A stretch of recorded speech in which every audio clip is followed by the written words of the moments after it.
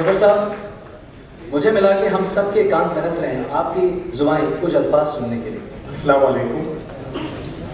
औज़ु बिल्लाहि मिनश शैतानिर रजीम। बिस्मिल्लाहिर रहमानिर रहीम। अल्हम्दुलिल्लाहि व कफ़ा व सलामुन अला इबादिहिल लज़ीना इस्तफ़ा।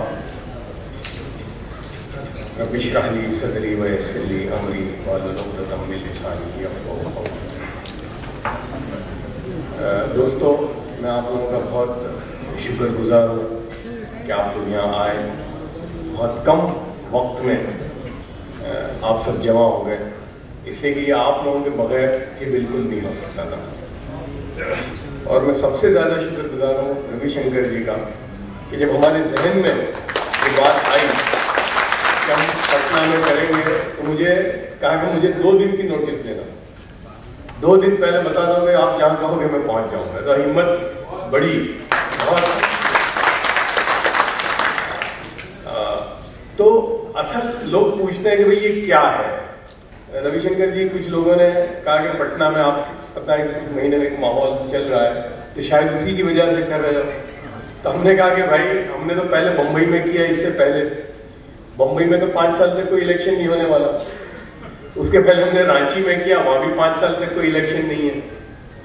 हैदराबाद में हम कर रहे हैं, वहाँ इलेक्शन नहीं है। ये तो एक कोइंसिडेंस है कि यहाँ इलेक्शन हो रहा है।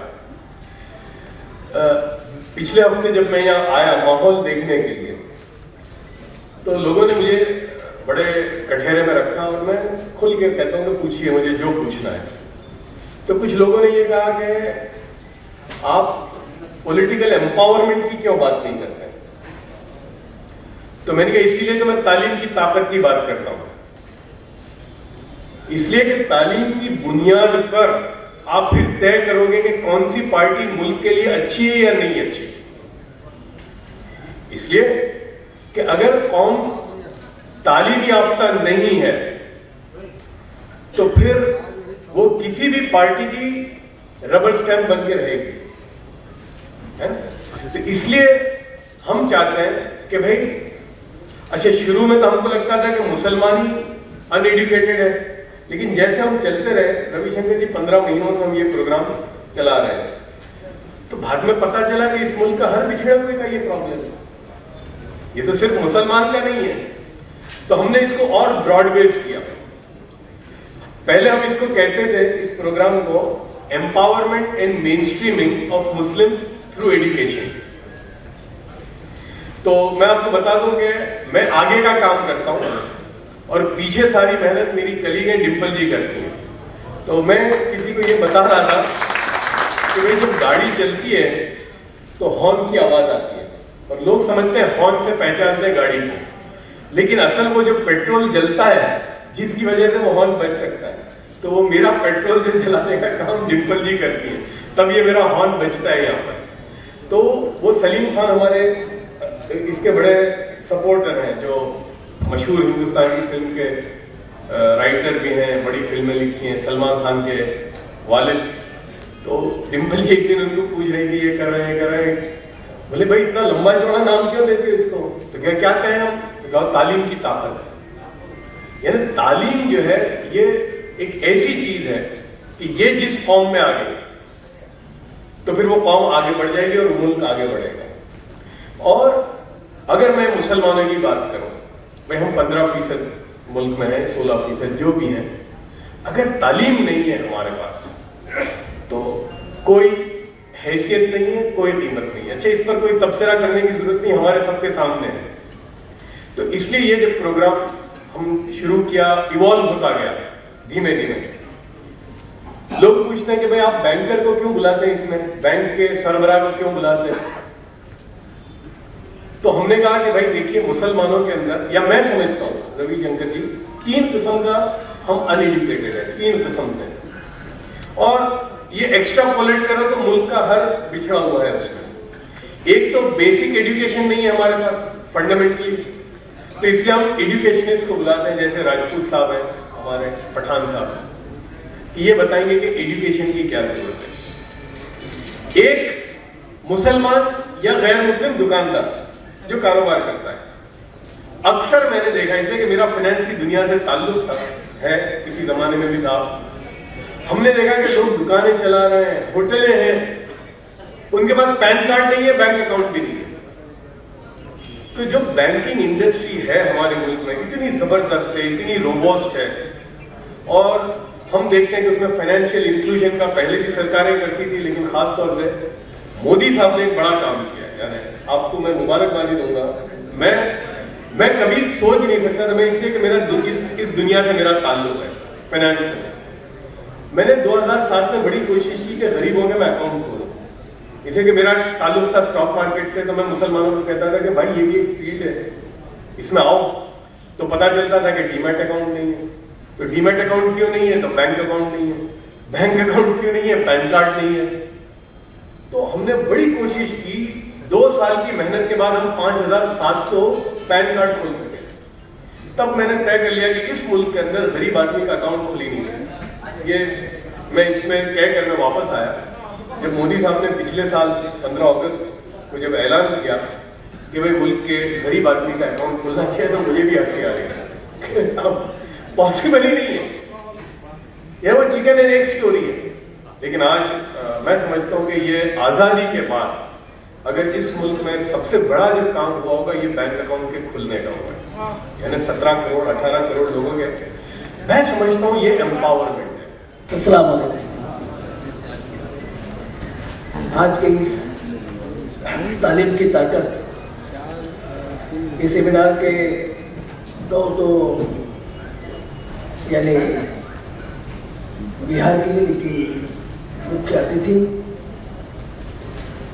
हिंदुस्तान के बड़े मशहूर पार्लियामेंटेरियन, पूरे मुसलमानों को पुकारा और ये कोशिश कर रहे कि इनको एक बार तालीम से जोड़ना चाहिए। वो हमारे जनाब जाफर भाई सरेशवाला जी, वेरी डिस्टिंग्विश स्पीकर रजपूत साहब, हमारे लोढ़ा साहब, मौलाना साहब, और यहाँ पे आए हुए इन्वाइटीज और भाई और बहनों, मुझे बहुत इस बात की खुशी हो रही है कि हमारे जफरवाला साहब ने एक मिशन लिया कि अभी दोबारा हमारे भाइयों को तालीम के बारे में पुकारना चाहिए, ललकारना चाहिए, उनको बुलाना चाहिए। दोबारा इसलिए कह रहा हूँ मैं कि हालांकि हम देखें तो हमारे मजहब में यानी कुरान शरीफ में अल्लाह ताला ने बार बार कहा कि मुसलमानों पढ़ो, और अगर पढ़ने के लिए आपको दूसरे मुल्क में जाना चाहे तो जाओ, लेकिन पढ़ो। लेकिन मुझे पता नहीं कि माननीय मंत्री जी ऐसा क्यों हुआ, और ये जमात, ये जो कम्युनिटी है, ये तालीम से दूर हो गई, ये भटक गई। और मुझे वो भी बात याद है कि जब सर सैयद खान साहब ने जब पुकारा, तो आज जो अलीगढ़ मुस्लिम यूनिवर्सिटी का जो सेंटर बनाया, जहाँ पे मैं भी एक जमाने में शॉर्टलिस्ट हुआ था वाइस चांसलर करके, आज भी एग्जीक्यूटिव काउंसिल मेंबर हूँ। अगर ये इदारा वहाँ पे नहीं होता इस देश में, या जामिया मिलिया नहीं होता, तो मैं समझता हूँ कि पूरे मुल्क में मुसलमानों में कोई साइंटिस्ट नहीं रहता, कोई एजुकेशनिस्ट नहीं रहता। ये तो एक तालीम की ताकत की बेहतरीन मिसाल है। लेकिन उस वक्त पुकारा गया था और लोग आ गया। ये कौम ऐसी है, ये कौम को चाहिए कि भाई किसी ने पुकारना चाहिए। और मैं सर आपको कितने मुबारकबाद दूँ जफर भाई साहब, आप ये काम कर रहे हैं कि इस जमात को और एक बार दोबारा पुकार रहे कि और तालीम की। मैं आज खासकर मैं जब जिस बात से सबसे ज़्यादा इम्प्रेस हुआ हूँ, वो हमारे मोदी जी साहब का जो ड्रीम प्रोजेक्ट है स्किल इंडिया, उसके बारे में बताने वाला हूँ। लेकिन उसके पहले ये तालीम की ताकत क्या होती है, इसके लिए मैं एक थोड़ी सी 2 मिनट में, क्योंकि मुझे जफर भाई साहब ने कहा कि मेरा मुख्तसर करना है, लेकिन मेरे ख्याल तो मुझे रखना ही पड़ेंगे, तो मैं थोड़ी सी छोटी सी एक कहानी आपको बताना चाहता हूँ, जो सच कहानी है। जो महाराष्ट्र गवर्नमेंट के 10वीं की किताब में बच्चों को लेसन के रूप में छपी है। भाइयों, मुझे पता नहीं क्यों हमारे कौम में, हमारे दिल पे एक ऐसा एक बात आ गई कि भाई तालीम से हमारा कोई मतलब नहीं है, पढ़ के क्या करेंगे। बहुत से हमारे बच्चों को लगता है कि भाई हमको तो दाखिला भी नहीं मिलेगा। अच्छा, हमारा जो गरीब तबका बड़ा जो रहता है आज, वो ऐसी जगह पे रहता है स्लम एरिया में, उनके इर्द गिर्द कोई पढ़े लिखे नहीं है। अच्छा, बोलते हैं कि पढ़ाई हासिल करे तो नौकरी कहाँ मिलेगी।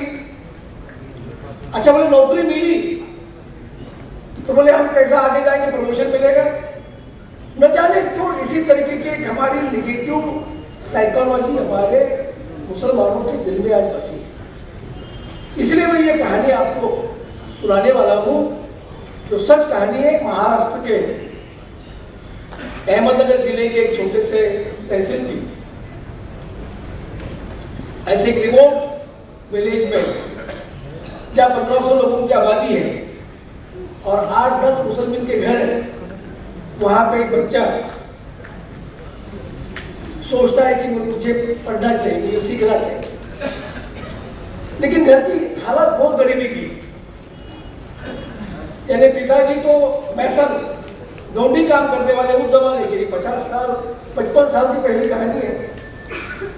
यानी देहातों में वो मिट्टी के घर बनाना, आजकल के सीमेंट कंक्रीट का नहीं। और फिर 6 बच्चे, पिताजी जब काम जाते थे काम को, तो उनकी अहलिया यानी बच्चे की माँ पिताजी के उनके हाथ के नीचे काम करती थी। कभी एक वक्त का खाना मिला तो दूसरी वक्त ये बच्चे बाहर ही खेलते थे, क्योंकि चूल्हा जला नहीं है। जब तक चूल्हा जला नहीं तो घर में नहीं आते थे। 7वीं कक्षा में ये लड़का पूरे तहसील में अव्वल दर्जे से पास हुआ, लेकिन ये फैसला करता कि मुझे नहीं जाना है स्कूल, क्योंकि गांव में स्कूल नहीं है। और अगर जाना भी है तो उसके लिए तो यूनिफॉर्म चाहिए स्कूल के लिए। क्या यूनिफॉर्म? खाकी हाफ पैंट, सफेद हाफ शर्ट और सर पे टोपी। चप्पल की बात छोड़ दो, ये तीनों चीजें बच्चे के पास नहीं है और वो फैसला करता है कि मुझे नहीं पढ़ना है, मैं पिताजी के साथ उनकी मदद करना चाहता हूं। लेकिन वो जो इस गांव से 10 किलोमीटर दूर जो हाई स्कूल था, रैय शिक्षण संस्था नाम के मशहूर एजुकेशन इंस्टीट्यूशन पश्चिम महाराष्ट्र में काम करती, जिनके आज 400 स्कूल्स हैं। वो टीचर वो गांव में आते हैं साइकिल लेके, और ये बच्चे को ढूंढते ढूंढते उसी जगह पर पहुंचते हैं जहाँ बच्चा अपने घर के सामने बैठा है, सुबह का वक्त है। और कहीं कि इस गांव में एक मुसलमान का लड़का अव्वल नंबर से पास हुआ है पूरे तहसील में, लेकिन हमारे स्कूल में से दाखिला दिया नहीं। ये कहाँ रहता है? वो बच्चा बड़े एरोगेंटली कहता है कि भाई लड़का मैं हूँ, लेकिन मुझे आपके स्कूल में आना नहीं है। क्यों? तो मेरे पास यूनिफॉर्म नहीं है। वो जो लोग थे, टीचर थे, उन्होंने कहा कि कोई जरूरत नहीं है, हम आपको यूनिफॉर्म देंगे, लेकिन कल स्कूल आ जाओ। बच्चा 10 किलोमीटर पैदल चलते हैं वो स्कूल में चले गए। और हेडमास्टर से जब मिला तो आपको ताज्जुब लगेगा कि एक क्लास तो एक मंदिर में है, राम मंदिर में, एक क्लास चावड़ी में है और एक क्लास है एक अपने रेंटेड हाउस में। और वो टीचर को मिलता है तो कहते भाई तेरे यूनिफॉर्म का तो हमने इंतजाम किया, टीचर जाओ और यूनिफॉर्म पहन लो और अपनी स्कूल शुरू करो, अपना क्लास शुरू करो। बच्चा ये कपड़े पहन के अपने क्लास में बैठ जाता, लेकिन उसका दिल क्लास में नहीं है। वो चाहता कि मेरा क्लास कब खत्म हो और मैं कब घर जाके मेरे माँ बाप को बताऊं कि आज मुझे मेरे स्कूल ने नया यूनिफॉर्म दिया है। रविशंकर जी, जफर साहब, पठान साहब, लाड साहब, मौलाना जी और मेरे सामने बैठे हुए आए हुए अनुभव में, विद्वता में श्रेष्ठगण, मेरे साथियों और सहयोगियों, मैंने 1962 में 19 साल की उम्र में पढ़ाना शुरू किया था और कभी भी 50 मिनट 40 मिनट से कम नहीं पढ़ाया। आज भी उतनी तैयारी करके आया हूँ। उसको कम करने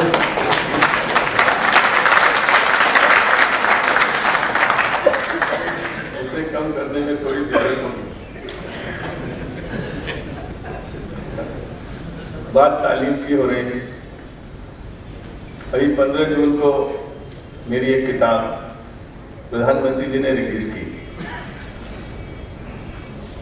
और हम सबको बड़ा चंपा हुआ जब उन्होंने कहा, मुझे नहीं मालूम था कि कुरान शरीफ में अगर पैगंबर के बाद किसी का ना कोई शब्द सबसे अधिक आया है तो वो इल्म शब्द 800 बार। मैंने पिछले कुछ वर्षों में इधर जानने की कोशिश की, क्योंकि मैंने जहां भी पढ़ा वहाँ हिंदू मुसलमान और दो एक और क्रिश्चियन जैन वगैरह सब होते। मैंने जहाँ जहाँ पढ़ाया, मैंने बनारस में पढ़ाया, भुवनेश्वर में पढ़ाया, भोपाल में पढ़ाया, दिल्ली में आया और हमेशा मल्टी रिलीजियस क्लास में ही पढ़ाया। लेकिन मैंने अपना पहला पाठ धर्मों के बारे में अपने पिता से सीखा। मैं 11 साल का था। मुलायम सिंह के कन्नौज में मैं पढ़ने गया, स्कूल में भर्ती हुआ। आज के लोग नहीं मानेंगे लेकिन बहुत पुराने लोग शायद मानेंगे। वहाँ पानी पीने की 2 टंकियाँ रखी, एक बड़ी थी एक छोटी थी। मैं नया छोटे से कस्बे में मैंने देखा बड़ी टंकी के पास पानी पीने के लिए 30-35 लोग हैं और छोटी के पास 7-8। तो मैं छोटी टंकी में जाके पानी पी।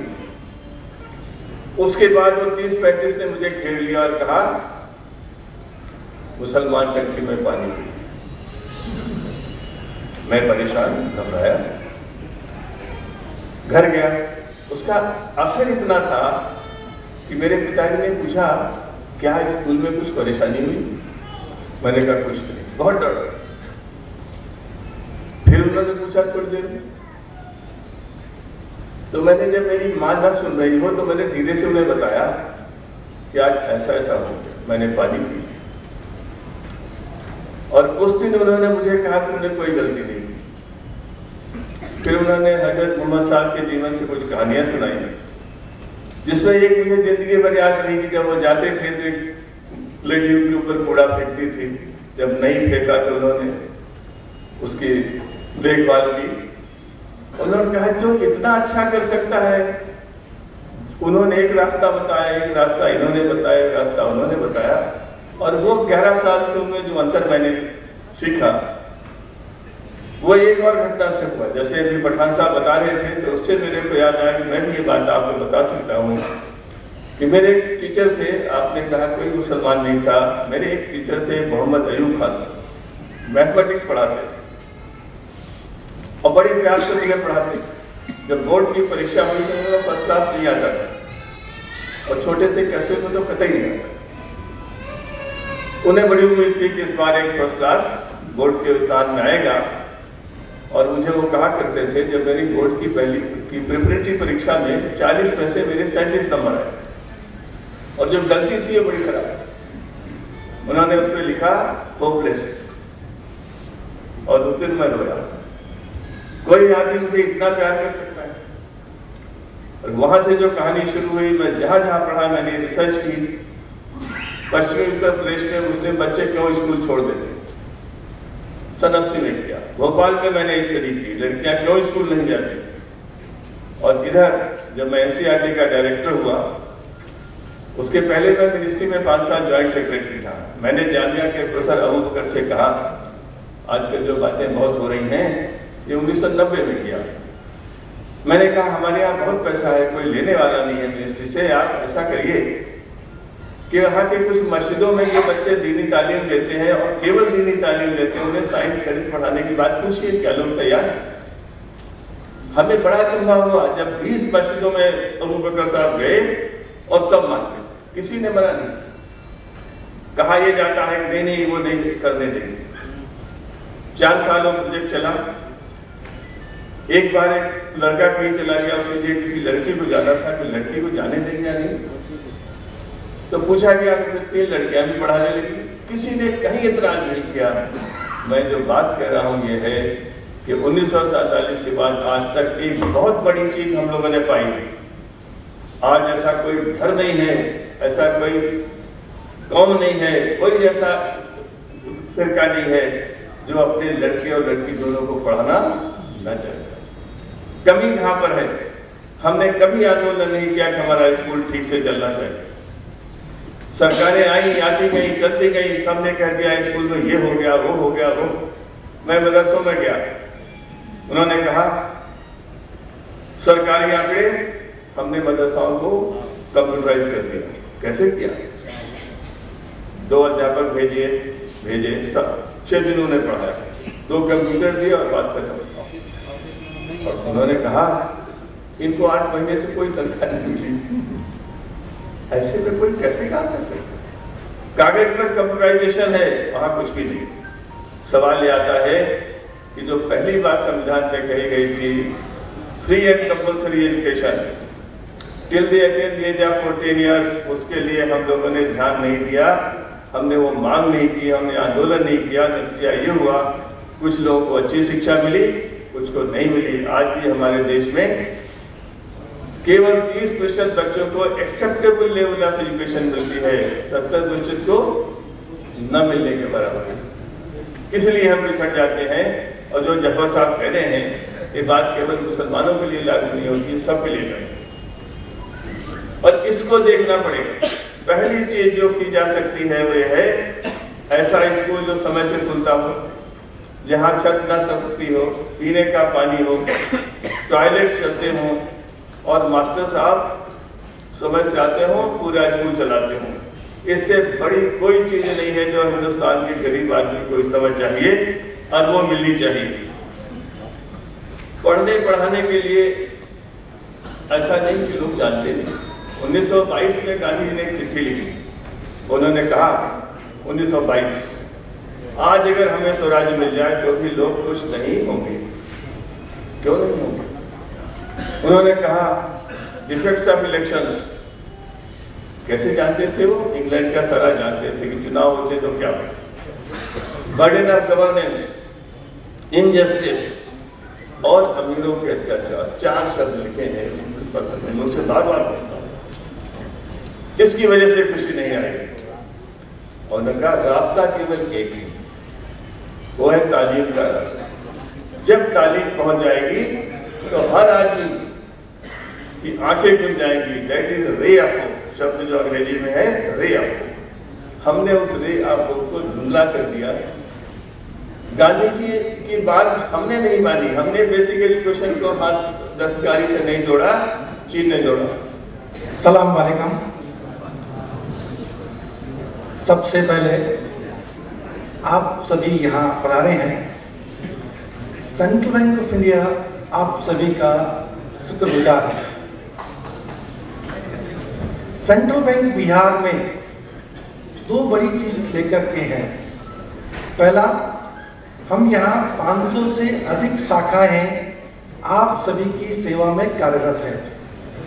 दूसरा, बिहार का ही नहीं, देश का ही नहीं, एशिया का सबसे बड़ा ग्रामीण बैंक उत्तर बिहार ग्रामीण बैंक जो मुजफ्फरपुर में है, उसका स्पॉन्सर भी सेंट्रल बैंक ऑफ इंडिया ने किया है, जिसकी 1100 से अधिक शाखाएं हैं और व्यापार में ग्रामीण बैंकों में नंबर 1 बैंक है। इसके साथ ही बात करने से पहले यहाँ पधारे हुए मेहमान श्रीमान रविशंकर प्रसाद साहब, सरेश भाई, पठान साहब, राजपूत साहब, शमसुद्दीन साहब, मुझे प्रसन्नता है कि आपने मुझे एक मंच दिया। मंच इसलिए कि मैं केवल बोलना चाहता हूँ, ऐसा नहीं है। मंच इसलिए कि हम इस माध्यम से जो कुछ हमारे शिक्षाविद और बड़े आदमी ने कहा है, उसको किस ढंग से क्रियान्वित करके आम जनता तक पहुंचा जाए। कहते हैं जब तक देश में गरीबी और अशिक्षा रहेगी तब तक अमीर सुखी पूर्वक नहीं रह सकता। तो यदि सभी को सुखी रहना है तो गरीबी मिटानी होगी, अशिक्षा को हटाना होगा, शिक्षित करना होगा। उसके लिए बैंक क्या कर सकता है, मैं उसी के लिए आपसे बातचीत करने के लिए उपस्थित हुआ हूँ। शुरुआत करूंगा, जैसा कि टॉपिक दिया गया है, तालीम की ताकत। आखिर ये तालीम क्या है? 3 शब्दों से बना ये तालीम, ता, ली और मैं ये मानता हूं ता का अर्थ है तासीर, ली का अर्थ है लियाकत और मैं का अर्थ है मदरसा। तासीर लियाकत की मदरसे से यदि हमको शिक्षा से जुड़ना है और शिक्षा देनी है तो वहीं से हमको शुरुआत करनी होगी। जब हम ताकत की बात करते हैं तो ताकत चाहे शक्ल से हो चाहे अक्ल से हो। कोई कहते हैं कि अक्ल से ज़्यादा ताकतवर शक्ल होती है, या कुछ कहते हैं कि शक्ल से भी ज़्यादा अक्ल से भी ज़्यादा शक्ल होती है। मैं उस पेचीदगियों में नहीं जाऊँगा। बैंक क्या कर सकता है, इसके लिए 2 चीज़ें महत्वपूर्ण हैं। पहला कहते हैं तजुर्बा और दूसरा है तालीम। इसके लिए मैं एक छोटी सी हास्य का या कहानी कहना चाहूँगा। कहते हैं कि अकबर के दरबार में जब बहुत सारे दरबारी बैठे हुए थे तो अकबर और बीरबल की बहुत सारी कहानियाँ आपने सुनी होगी। उसमें से एक छोटी सी कहानी है। अकबर ने कहा बीरबल से, बीरबल ये बताओ, यहाँ जितने भी राज दरबारी बैठे हुए हैं उनको तालीम और तजुर्बे से कितने भागों में विभक्त कर सकते हैं? बीरबल ने कहा, जान वहाँ बहुत साधारण प्रश्न है। मेरे हिसाब से यदि हम 4 भागों में विभक्त करें तो आसानी से मैं आपको बता सकता हूं। मैं उसने कहा बताइए। तो पहले कहा नदी जैसे, दूसरे ने कहा बादल जैसे, तीसरा बोला चट्टान जैसे और चौथा बोले समुद्र जैसे। तो बादशाह इस बात को समझ नहीं सके तो बीरबल से कहा, बीरबल जरा खुल के बोलिए और सबसे पहले बताओ हम कैसे हैं। आपने 4 जो उदाहरण दिए उसमें से हम कैसे हैं? तो बीरबल ने कहा, बादशाह आप बादल जैसे हो। पर इन चारों का अभिव्यक्ति का अर्थ समझना सबसे जरूरी है, वो भी इस तालीम से जुड़ा हुआ है। यानी पहला तालीम, दूसरा तजुर्बा। यानी किसी के पास तालीम तो है पर तजुर्बा नहीं है तो क्या करेगा? लकीर का फकीर। लकीर का फकीर मीन्स नदी। नदी कैसे चलती है? वो अपनी धार से चलती है और सामान्यतः वो अपना मुहाना नहीं मोड़ती है। तो यानी आपने तालीम तो ले ली है पर यदि तजुर्बा हासिल नहीं किया तो आपकी स्थिति नदी जैसी होती है। तो कुछ दरबारी यहाँ जो बैठे हुए हैं वो नदी जैसे हैं। दूसरे में कहा बादल जैसे, तो उन्होंने कहा कि उन्होंने तालीम तो नहीं ली है पर तजुर्बा है। तो उसने कहा कैसे? जहान वहाँ आप बैठे हैं, आपने तालीम तो नहीं ली है पर आप में इतना तजुर्बा है कि आप पूरे देश की मालियत कर रहे हैं। तो यहाँ बादल जैसी बात कही है तो बादल को ये पता नहीं कि उनको कहाँ बरसना है, उसको ये ज्ञान नहीं है, उसको तजुर्बे के आधार पर वो बरसात करता है। और तीसरा चट्टान की बात कही है तो चट्टान क्या है? न तजुर्बा है न तालीम है, वो क्या है? कुछ नहीं कर सकता है, केवल समुद्र को रोक सकता है। और चौथा कहा समुद्र जो नदी आके उसमें मिलती है और बादल उससे मिलता है, यानी तालीम भी उसमें समाती है और तजुर्बा भी उससे निकलता है। तो इसलिए समुद्र को उसकी संज्ञा दी है। तो यहाँ पर उस बीरबल ने 4 तरह के दरबारी बताए। तो मैं यहाँ कहना चाहूँ, जब हम तालीम की बात करते हैं, ताकत की बात करते हैं तो दोनों चीजें होनी चाहिए। तो बैंक क्या करता है? बैंक न केवल तालीम की शुरुआत करने के लिए मदद करता है बल्कि तजुर्बे की बात भी करता है। उसके लिए मैं ज़्यादा समय नहीं लूँगा पर 6 बिंदुओं पर प्रकाश डालूंगा। पहला, सबसे पहले जब तालीम की बात करते हैं तो तालीम कहाँ से आती है? तालीम के लिए चाहिए हमको शिक्षा संस्थान। शिक्षा संस्थान होते हैं it's a part of infrastructure, यानी चाहे मदरसा बने चाहे स्कूल बने उसको भी हम दो भागों में बांटे हैं, चाहे वो सॉफ्टवेयर ग्रुप में हो चाहे हार्डवेयर ग्रुप में हो। जब सॉफ्टवेयर की बात करते हैं तो हमें क्या चाहिए? हमें पुस्तकें चाहिए, पुस्तकें लिखने वाले चाहिए और पुस्तकें ऐसी ज्ञानवर्धक हो जो आसानी से छोटे छोटे बच्चों तक पहुंच जाए। जब हार्डवेयर की बात करते हैं तो हमको बिल्डिंग चाहिए, यूनिवर्सिटी चाहिए, स्कूल चाहिए और छोटे छोटे गाँव में चाहे मदरसे हो चाहे स्कूल हो वो सब चाहिए। तो ये पहली बात हुई इंफ्रास्ट्रक्चर की। बैंक क्या करता है? बैंक इन सभी के लिए ऋण देता है।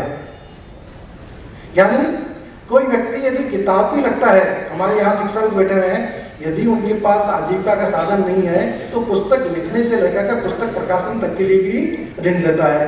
और यदि मदरसा खोलने से लेकर यूनिवर्सिटी खोलना चाहें तो भी उसके लिए ऋण देता है। तो सबसे बड़ा बात हुआ इंफ्रास्ट्रक्चर का। अब इंफ्रास्ट्रक्चर क्रिएट करने के बाद उसमें क्या चाहिए? स्टूडेंट चाहिए। तो विद्यार्थी कहाँ से आएंगे? विद्यार्थी आएंगे उनको प्रेरित करके लाने के लिए तो बहुत सारे व्यक्ति, जैसा कि अभी सुना आपने, कुछ व्यक्ति, कुछ साथी, कुछ स्टूडेंट आगे पढ़ने के लिए घर की स्थिति के कारण नहीं पढ़ना चाहते। सरकार क्या कर रही है?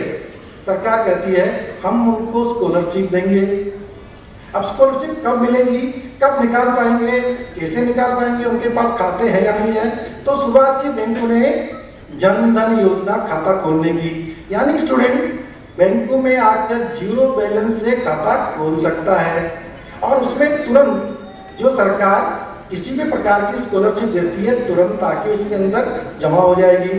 बच्चों जो हैं 5 वक्त नमाज के साथ, तहज्जुद के साथ, हर हफ्ते रोजे के साथ, दुआ के साथ अल्हम्दुलिल्लाह पढ़ते हैं।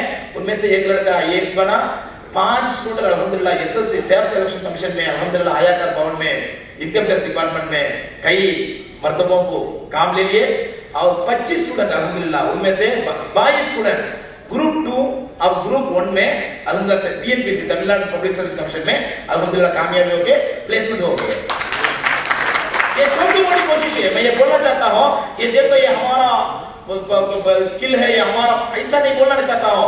ये छोटी मोटी कोशिश है, अल्लाह की मदद आपके सामने दिखाना चाहता हूँ। अम्मा भी नियामत रब्बी के फहदीस, जो अल्लाह ताला आपको दिया है उसके सामने बदलाव अल्लाह का वो हुक्म है। इसलिए आप हजरात से मैं बोलना चाहता हूँ, आप भी इंशाअल्लाह कहीं जाके जगह ढूंढने की जरूरत नहीं, कहीं जाके हम नेगेटिव तरफ से सोचने की जरूरत नहीं, किसी के पास जाके हम भीख मांगने की जरूरत नहीं। मस्जिद को सोशल रिफॉर्म के लिए इस्तेमाल नहीं करना, कोई होगा क्या? हमें कोई हमारा दुश्मन होगा क्या? हमारे हाथ में है अल्लाह का मस्जिद, अल्लाह का घर, इसको हम एजुकेशन सेंटर बनाएंगे इंशाअल्लाह। देखो, लेकिन हमारा जो भी काम है शुड नॉट बी ऑन शरीयत, वो शरीयत के खिलाफ नहीं होना चाहिए।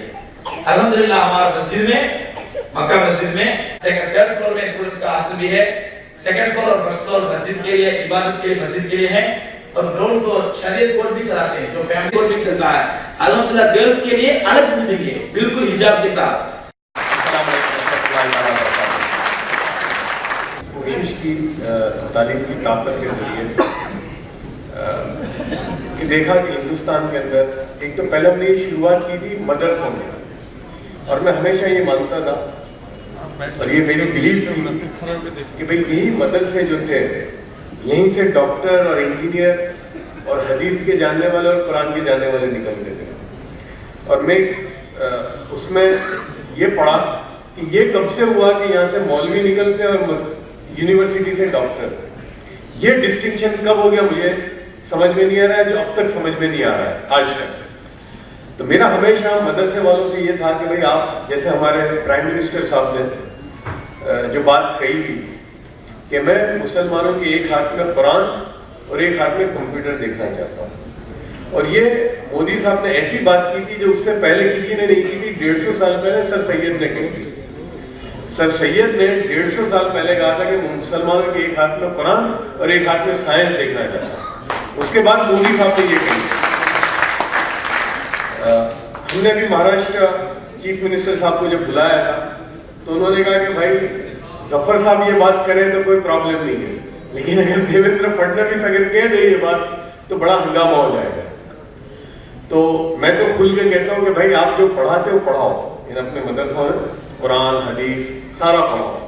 हम खाली आपसे इतनी दरख्वास्त करते हैं कि आप ऐड कर दो साइंस, मैथमेटिक्स और इंग्लिश, ये सब्जेक्ट आप ऐड कर दो।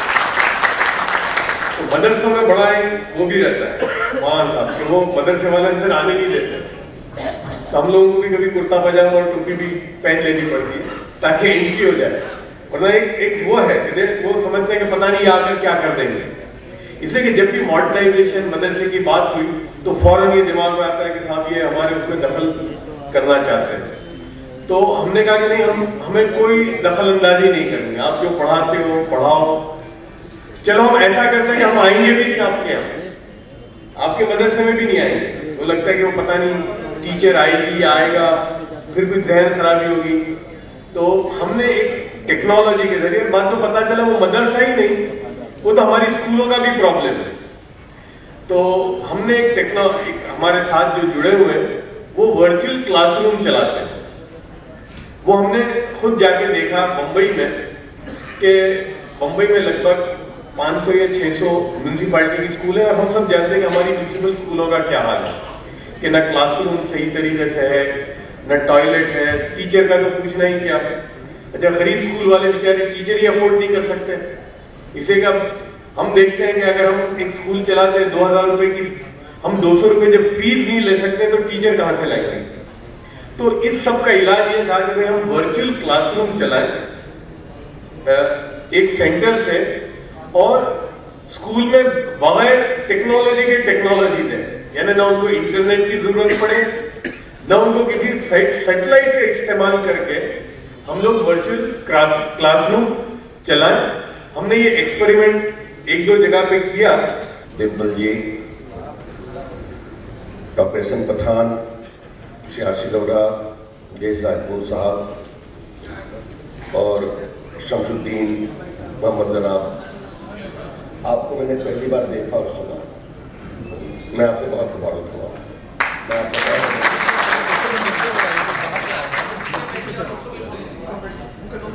वैसे मैं पटना से हूँ, इसलिए आप सबों का मैं पटना के निवासी के रूप में स्वागत करना चाहता हूँ, अभिनंदन करता हूँ। जफर थरेशवाला साहब से हमारी आमोदरफ बहुत पुरानी नहीं है, लेकिन पहली ही मुलाकात में हम दोनों दोस्त बन गए। और जफर साहब जो इस मुल्क में काम कर रहे हैं, आगे कभी तवारीख लिखी जाएगी तो इस मुल्क के बदलाव में जफर थरेशवाला का भी नाम बहुत। और ये बात मैं पूरी जिम्मेवारी से कह रहा हूं। जो काम शमसुद्दीन साहब कर रहे हैं, कोई ठान ले तो क्या कर सकता है। मुझे पटना के सुपर 30 की याद आ गई कि एक कमिटमेंट का आदमी है डॉक्टर आनंद, कि हम रिक्शा वाले, मजदूर, गरीब के बच्चों को IIT में आगे बढ़ाएंगे। और देखिए वो बढ़ाते हैं और क्या रिजल्ट निकलता है। देश में अपॉर्चुनिटी बहुत आती है, कभी अपने को कमजोर नहीं समझना चाहिए। और शमसुद्दीन साहब की वही बात मुझे बहुत अच्छी है। इस मुल्क में एक दलित चेंबर ऑफ कॉमर्स चलता है। मिलिंद काबले दलित परिवार में पैदा हुए, ग्रेजुएशन किया, नौकरी लग गई, दलित परिवार से थे। फिर कहा मैं अपना बिजनेस चलाऊंगा। माँ बाप ने कहा क्या कर रहे थे, इंजीनियर बन गए हो। एकदम रिजाइन कर दिया। माँ बाप ने कुछ नहीं दिया, 15-20 हजार रुपये बचे थे सैलरी के, उससे शुरू किया। मुझसे मिलने आए, उनको पद्मश्री मिला है। आज उनका खुद का टर्नओवर 100 करोड़ है। उन्होंने कई दलित बच्चों को आगे बढ़ाया। छोड़ो रिजर्वेशन, आगे बढ़ो, बिजनेस में आओ, हुनर में आओ। फीकी कहते हैं federation of Indian chamber of commerce. उन्होंने डिक्की बनाई, दलित इंडियन चेंबर ऑफ कॉमर्स। उनको हम सम्मान दें। और हमने कहा मिलिंद भाई आपका सबसे अच्छा अवसर क्या लगा?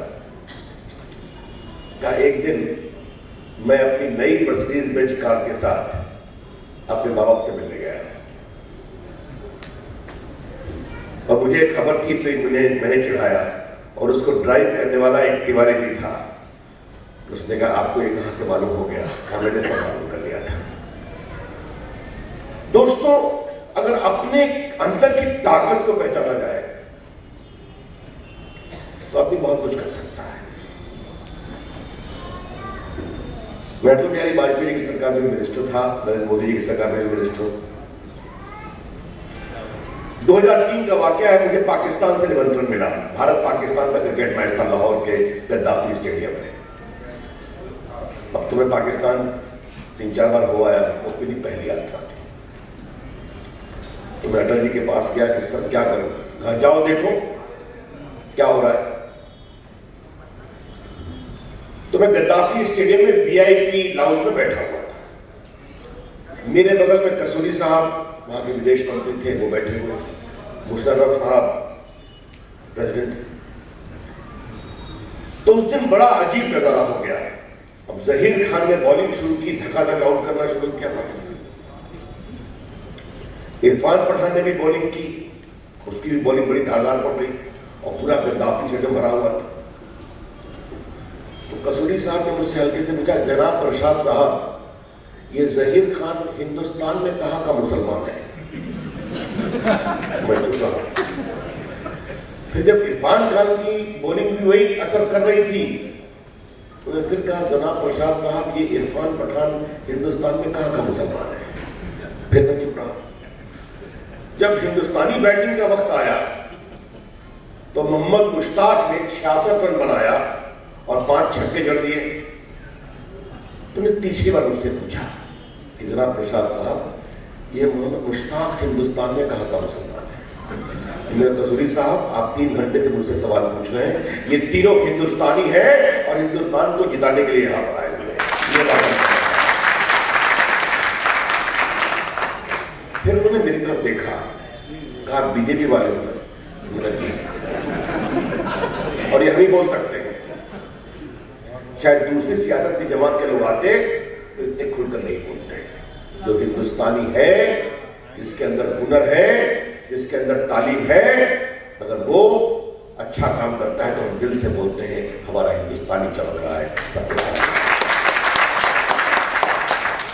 और ये बात हम बहुत खुले दिल से बोलना चाहते हैं।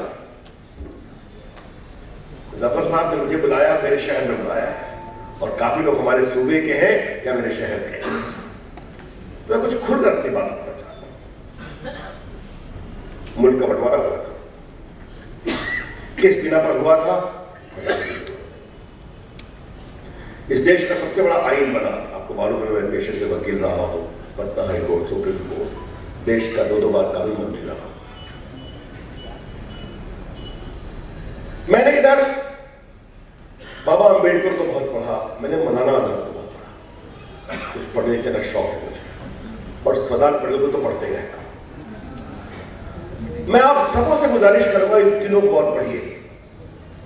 ये बहुत बड़ी शख्सियत है, और हम लोगों ने फैसला किया, सरदार पटेल तो लगते थे कि हमारे दिल्ली के बीजेपी के ऑफिस में मौलाना आजाद की भी फोटो टंगेगी और डॉक्टर अंबेडकर की भी फोटो टंगेगी। आपको मालूम है कि जब भारत का संविधान बन रहा था तो इस देश की अक़लियत के लिए जो फंडामेंटल राइट में स्पेशल राइट्स बने हैं, इसकी सब कमेटी के चेयरमैन सरदार पटेल थे। बहुत से लोग कह रहे थे कि अभी पाकिस्तान बना है, यहाँ की अक़लियत को अलग से राइट देने की क्या जरूरत है? कहा नहीं, हम पाकिस्तान नहीं है, ये हम सरदार पटेल ने किया। इस देश की 555 रियासतों में 554 का हिसाब किताब सरदार पटेल ने रखा। आज तक कहीं कोई शख्स तो वहां नहीं है। एक जवाहरलाल नेहरू रखा, जम्मू एंड कश्मीर आज भी कहीं ना कहीं परेशानी दिखाई पड़ती है। आने वाली नस्लों को शायद इसके बारे में ईमानदारी से सोचने की जरूरत है। मौलाना आजाद की हिंदुस्तान की समझदारी, तालीम की जरूरत, मैं जितना पढ़ता हूं कितने बड़े आदमी थे, देश को उनके बारे में जानना जरूरी है। जब मैं इस विभाग का मंत्री बना तो मैंने कहा मैं अपनी ओर से क्या कर सकता हूं। और जफर साहब, मुझे आपको बताते हुए खुशी हो रही है कि 2 तरह के स्टैंप होते हैं। एक स्टैंप होता है कमेमोरेटिव जो एक बार निकलता है और दूसरा होता है डेफिनेटिव जो कश्मीर से कन्याकुमारी तक सारे अस्पताल सारे डाकखाने में मिलता है। तो उसमें गांधी जी मिलते थे, थोड़ा बहुत डॉक्टर अम्बेडकर मिलते थे और एक परिवार के काफी लोग मिलते थे। वो परिवार कौन था मुझे बताने की जरूरत नहीं है। तो मैंने फैसला किया आगे से मौलाना आजाद का भी स्टैम्प दिखेगा हर जगह, सरदार पटेल का भी मिलेगा, डॉक्टर अम्बेडकर का भी मिलेगा, भगत सिंह का भी मिलेगा। ये हमने फैसला किया। तालीम की जरूरत मौलाना आजाद क्या समझते हैं? सही में मैं चाहता हूं कि उनके जीवन को नीचे तक बताना चाहिए। उन्होंने पहली बार यह पहचाना था तालीम होगी तो तुम अपने आप आगे बढ़ते जाओगे। अब मैं आपसे बहुत खुल के बोलना चाहता हूं कि मुझे पीड़ा है कि उनकी ये बड़ी समझदारी नीचे तक आई क्यों नहीं। जब भी मैं आजादी के बाद का इतिहास देखता हूं तो मुझे दो तरीके के लोग दिखाई देते हैं। एक तो डॉक्टर जाकिर हुसैन ने जामिया बनाया, खुद पढ़े, जमात को पढ़ने की कोशिश की। दूसरा डॉक्टर APJ कलाम गुर्बत में पैदा हुए लेकिन तमन्ना थी आसमान छूने की। ऊपर वाले के आशीर्वाद रहा, वो भारत के राष्ट्रपति भी बने। क्या बढ़िया, कितने बड़े इंसान थे। और ये दोनों टीचर थे, जाकिर हुसैन और APJ कलाम, दोनों टीचर थे। दूसरी तरफ मैं अक़लियत जमात के कुछ लोगों को देखता हूं जिन्होंने न रिजर्वेशन की चिंता की, न पढ़ाई की कमजोरी है, हमने अपने हुनर से काम करना है। अब आज मैं IT का मंत्री हूं, मैं अजीम प्रेमजी की बात करना चाहता हूं। अक़लियत जमात से आते हैं, उनके फादर छोटे वेजिटेबल का ऑयल का काम करते थे। उन्होंने कहा नहीं, मुझे IT के बिजनेस में आगे बढ़ना है। और आज हजारों करोड़ों का टर्नओवर है, हजारों लोग काम करते हैं।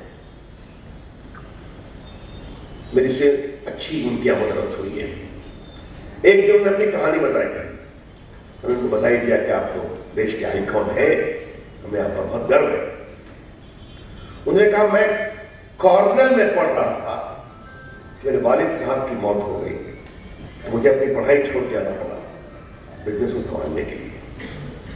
और मैं 25 साल बाद दोबारा गया कॉर्नल अपनी उस पोस्ट ग्रेजुएशन की पढ़ाई को पूरा करने के लिए जो मैं छोड़ कर आया था।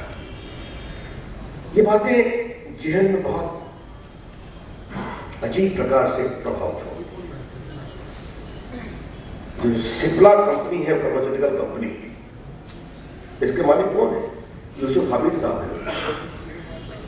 आज सिप्ला भारत की एक बड़ी कंपनी है, दवाई के क्षेत्र में दुनिया की बड़ी कंपनी। कभी यूसुफ हामिद साहब ने हमें तालीम नहीं मिली, हमें परेशानी हुई, हमें डिस्क्रिमिनेशन का सामना करना पड़ा।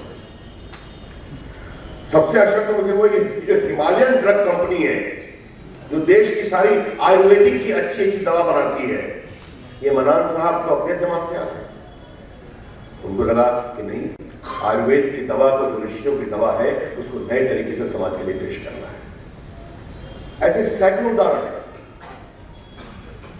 जब मैं देश घूमता हूं, समझने की कोशिश करता हूं, मुझे बहुत खुशी होती है अक़लियत जमात के लोग अपने तरीके से। अभी मैं काशी गया था, वहां पर हमारी सरकार ने वहां के बुनकरों के लिए सबसे लेटेस्ट ई-कॉमर्स के लिए क्या हो सकता है फोटो बनाया, हमारे विभाग ने उनके लिए काम किया। कुछ आपने देखा है? देखिए दोस्तों, हर सरकार कुछ न कुछ प्रोग्राम शुरू करती है अपने तरीके से जो जमहूरियत का तकाजा है, लेकिन कुछ प्रोग्राम ऐसे होते हैं जो बदलाव कर देते हैं और लोग अपने आप उसको स्वीकारते हैं।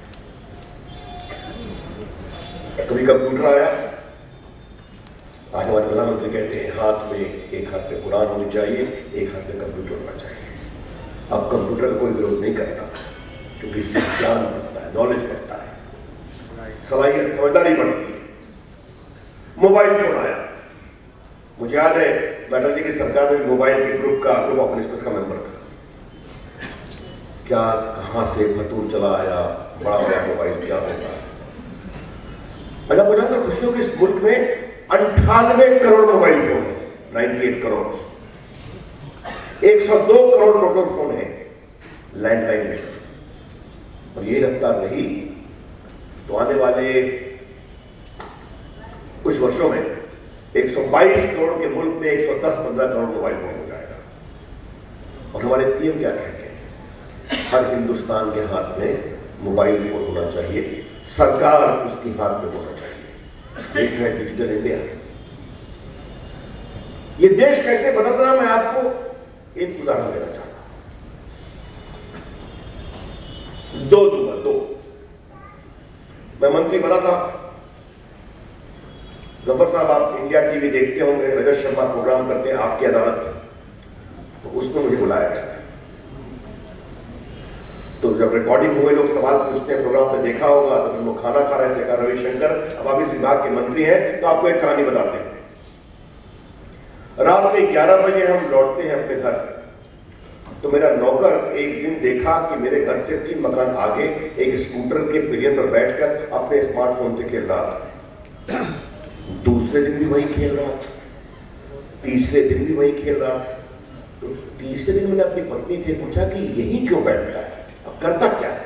कहा बहुत सिंपल सी बात है, जहां वो बैठता है उसके सामने के मकान में वाईफाई बहुत बढ़िया आता है, तो उससे अपने स्मार्टफोन पर वाईफाई लेता है और ब्राजील का वर्ल्ड कप फुटबॉल देखता है। इसको उसको पता नहीं, लेकिन टेक्नोलॉजी से उसकी चाहत कैसे बढ़ी उसको मालूम है। और दूसरा तो और जोरदार, दिल्ली के हमारे वकील साहब हैं, भारी भरकम है, उनकी गाड़ी भी बहुत भारी भरकम थी, विदेशी गाड़ी थी, कहीं पंक्चर हो गई तो छोड़ के चले आए। और उन्होंने मुझे फोन करके बताया कि रविशंकर आप आईटी मंत्री हैं, तो देखिए देश कैसे बदल रहा है। तो गए अपने मोबाइल फोन पर, गूगल पर गए, दिल्ली में कितने पंचर बनाने वाले हैं, तो 50 का नाम आया, नंबर आया। कहा मेरे घर के आसपास कितने हैं, तो 3 का नंबर आया। उन्होंने एक को मैसेज दिया कि मेरी गाड़ी यहां पर टायर पंक्चर है, आप मेरी मदद करेंगे। उसने जवाब भेजा, आपके दफ्तर में आके मैं चाबी लेकर के उस गाड़ी को बनाऊंगा। वो आया, उनके मुझे से चाबी लिया।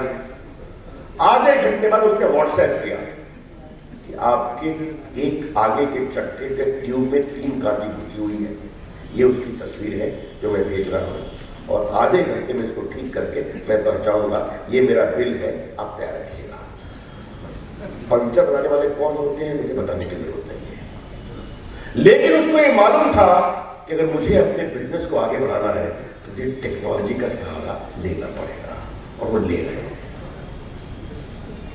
और ये काम बहुत जगह होगा।